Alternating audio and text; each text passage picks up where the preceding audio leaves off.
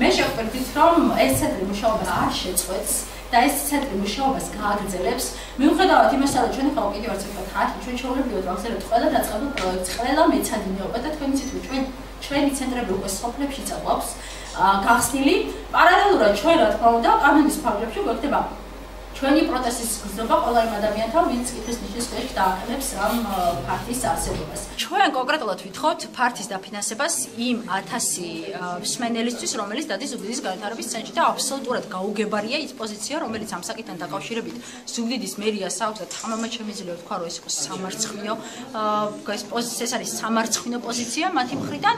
მე არ ვიცი ეს ტესტირება გავლილი ხალხი ეთყობა წაკითხული შინაარს ნორმალურად ვერ იგებს. ჩვენ მათ მივწერეთ პარტიის დაფინანსებასთან დაკავშირებით და მათ მოგწერეს რომ თურმე სახელმწიფო ბალანსზე არ აქვს არანაირი ფართი, ამიტომაც ვერ უზრუნველყოფენ ჩვენი ფართი დაფინანსებას. მე კიდევ ერთხელ ხაზს ვუსვენ, რომ ჩვენ არ გვითხოვია სახელმწიფო ბალანსზე არსებული ფართი და არ გვიგულისხმია, რომ ბატონი გოგოხიას კაბინეტში უნდა ჩავატაროთ, ამ ბატონი ხარაიას კაბინეტში ეს უფასო გაკვეთილები, ჩვენ ვიგულისხმეთ იმ ფართის დაფინანსება, რომელიც ეხლა აქვს ზუგდიდის განვითარების ცენტრს და რომელიც წელიწადში ჯდება 18000 ლარი. მხოლოდ ფართი, დანარჩენი კომუნალურები, ინტერნეტი, ამ ახალგაზრდები საკანცელარიობი და მოხალისე მასწავლებელი 25 მოხალისე მასწავლებელი რომელიც 17 სფეროს და 4 ცხენას მათ აბსოლუტურად უანგაროდ ასწავლის არის მოხალისეობრივი არ ფინანსდება არავისგან და ფინანსდება მხოლოდ საორგანიზაციო კომიტეტის ჯიბიდან ამ ფონზე ორჯერ და სამჯერ გაზრდილი ხელფასების ფონზე მე მართლა შეწუხებული ვარ იმ სიტისოფის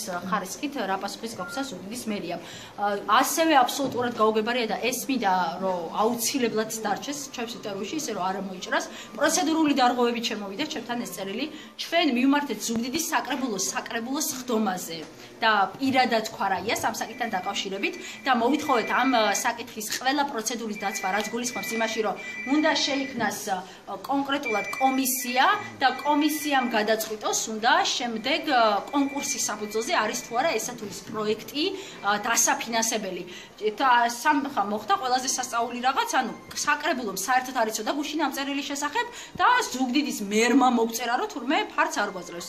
მე კიდევ ერთხელ აღნიშნავ რომ ჩვენ ზუგდიდის მერისთვის არ მიგვიმართავს ამასთან დაკავშირებით და მაშინ როდესაც კომისიაც კი არ არის ჯერ შექმნილი ამ საკითხთან დაკავშირებით, ზუგდიდის მერის პასუხი რა შუაში იყო ამ ყველაფერთან დაკავშირებით არ ვიცი.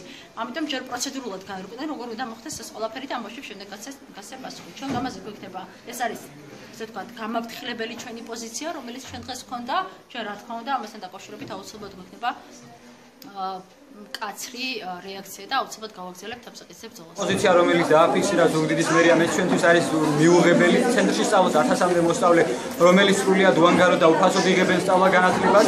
ჩვენ გვაქვს თითოეულ ჩვენთაგან მე როგორც ამ ცენტრის ზუგდიდის განვითარების ცენტრის ერთ-ერთი რიგითი მოსწავლე გვაქვს უფლება რომ ვისწავლოთ ამ ცენტრში, არავის არ აქვს იმის უფლება რომ ჩვენ შეგვიზღუდოს სწავლა-განათლების უფლება.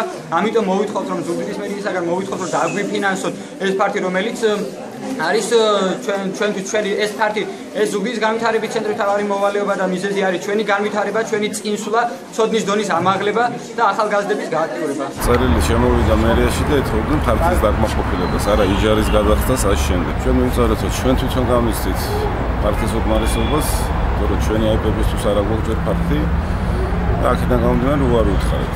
მერიის კომპეტენციას ცილდება, რასაც ისინი ითხოვენ. ეს არის საგრებულოს კომპეტენცია თვითონ არის ქალბატონი ანცეცილი საგრებულოს წევრი და ძალიან კარგად მოიხსენება რომ საგრებულომ უნდა გამოყოს შექმნას კომისია უნდა კომისიამ უნდა განიხილოს ვის დააფინანსებს ან თანადაფინანსება იქნება თუ რა პროექტს დააფინანსებს. ამ და სხვა პროექტებთან დაკავშირებით მიმდინარეობს უკვე სამუშაოები და უახლოეს მომავალში შეიქმნება სპეციალური კომისია, რომელიც განიხილავს არასამთავრობო სექტორიდან, ასევე სამოქალაქო საზოგადოების მხრიდან წამოსულ ინიციატივებსა და წინადადებებს.